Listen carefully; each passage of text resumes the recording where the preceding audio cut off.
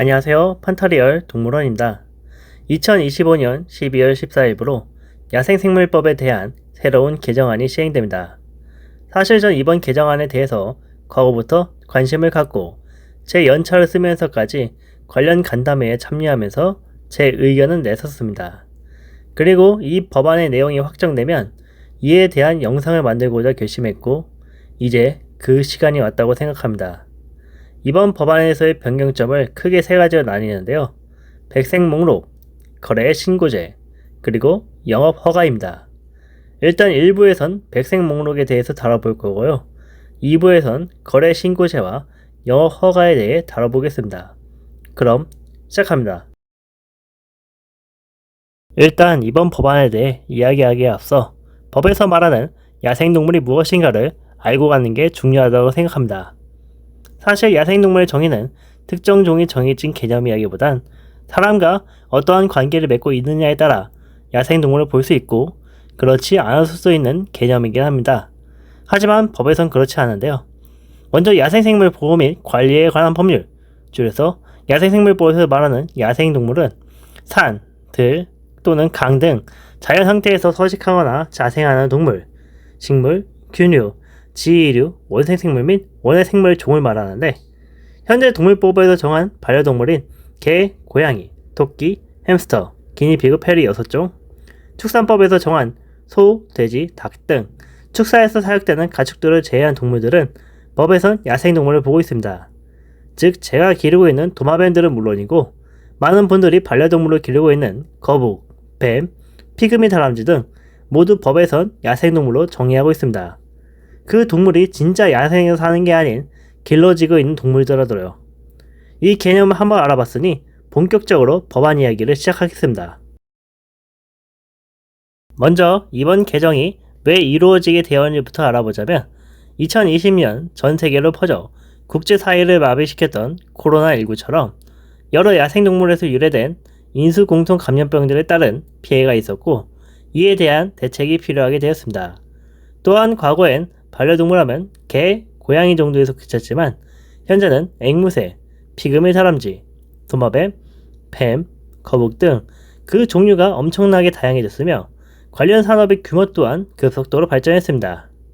이에 대해서 기후에너지 환경부는 야생동물 질병 등의 예방, 국내 생태계 보호, 관련 산업의 지속가능한 관리를 위해 2022년 12월 13일 야생생물법 개정을 했고 다가오는 2025년 12월 14일 이 개정안을 시행하게 되었습니다. 사실 우리나라엔 여러 생물을 관리하기 위한 다양한 규정들이 존재했습니다.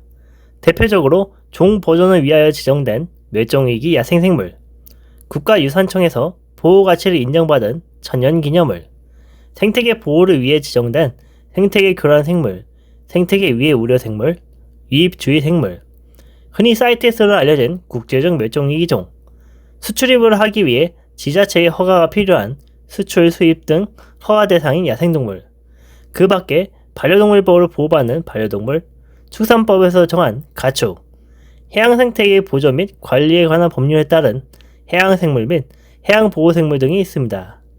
이렇게만 봐도 다양한 규정들이 있지만 세상엔 다양한 동물들이 있고 그 동물들을 모두 이 규정들을 관리할 수 없죠. 그래서 새롭게 만들어진 것이 바로 지정관리 야생동물입니다. 지정관리 야생동물이란 이번 개정된 법에서 새롭게 지정된 것으로 야생생물법 제2조 4항에서 명시된 내용에 따르면 야생생물 중 앞서 말한 법정관리종에 해당하지 아니하는 살아있거나 알상태인 포유류, 조류, 파충류, 양서류를 말합니다. 야생생물법 제22조의 2, 1항에 따르면 누구든지 지정관리 야생동물을 수입, 반입할 수 없다. 다만 환경에 미치는 영향 및 안전성 등을 고려하여 환경부령으로 정하는 지정관리 야생동물의 경우에는 그러하지 아니하다 라고 나옵니다. 여기서 말하는 환경에 미치는 영향 및 안전성 등을 고려하여 환경부령으로 정하는 지정관리 야생동물이 바로 백색 목록입니다.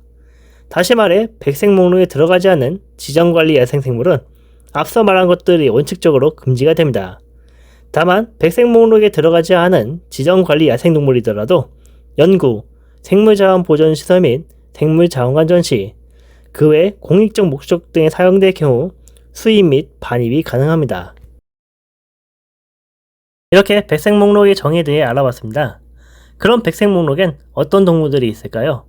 사실 작년부터 백색 목록 종 지정을 위한 간담회와 의견 제출이 여러 번 있었고, 저 또한 약 300종이 넘는 동물들에 대한 의견을 제출했었습니다. 그 결과 포유류는 피그미 다람쥐를 포함한 9종, 조류는 인도 공작증 17종, 파충류는 레오파드 개코 등 655종, 양서류는 화이트 트리플럭 등 207종으로 총 888종의 동물들이 백색 목록에 지정되었습니다. 그리고 이 목록은 계속 고정되는 것이 아닙니다. 백색 목록 병역 의견서를 제출하면 심의위원회를 거쳐 1년에 정기적으로 한 번 목록의 업데이트가 이루어지고 필요시엔 수시로 업데이트될 수 있습니다. 현재 888종의 동물들이 백색 목록에 들어갔지만 사실 여기에 못 들어간 동물 중 현재 국내에서 사육되는 동물들도 있습니다. 그러면 이렇게 백색 목록에 못 들어간 현재 키우고 있는 사육 동물들은 어떻게 될까요? 기르는 사육자는 감옥 가고 생물은 몰수하여 죽일까요? 그렇진 않습니다. 법 시행일인 2025년 12월 14일 기준 이전에 기르던 동물이 백색 목록에 없더라도 2026년 6월 13일까지 보관 신고를 한다면 해당 동물은 계속 기를 수 있습니다. 단 해당 동물을 번식하거나 판매할 수는 없습니다. 지정 이전에 사육하고 있는 백색 목록의 동물들은 보관 신고를 하면 사육이 가능하지만 시행 이후엔 백색 목록 외 지정관리 야생동물은 수입, 반입, 양도, 양수, 보관이 금지되며 이를 어길 시 야생생물법 제70조에 따라 1년 이하의 징역 또는 1천만원 이하의 벌금에 처하게 됩니다. 그리고 백색 목록에 해당되는 동물은 수입, 반입, 양수, 양도, 보관, 폐사 시 지자체에 신고를 해야 하는데요. 이를 어길 시 야생생물법 제73조에 따라 100만원 이하의 과태료가 부과됩니다. 이에 대한 신고 내용은 다음 주에 자세히 알아보도록 하겠습니다. 그리고 앞서 말했다시피 백색 목록에 들어간 파충류가 655종, 양서류는 207종으로 상대적으로 적은 포유류, 조류와 달리 영상에서는 다 다루지 못했는데요. 혹시 자신이 기르는 양서 파충류가 백색 목록에 들어가는지 궁금하신 분은 이 영상 댓글로 말씀해 주시면 제가 백색 목록에 들어갔는지 안 들어갔는지 알려드리겠습니다. 지금까지 환상하시는 너드는 이야기동물원 판타리얼 동물원이었습니다. 구독과 좋아요 눌러주시고 다음 시간에 만나요.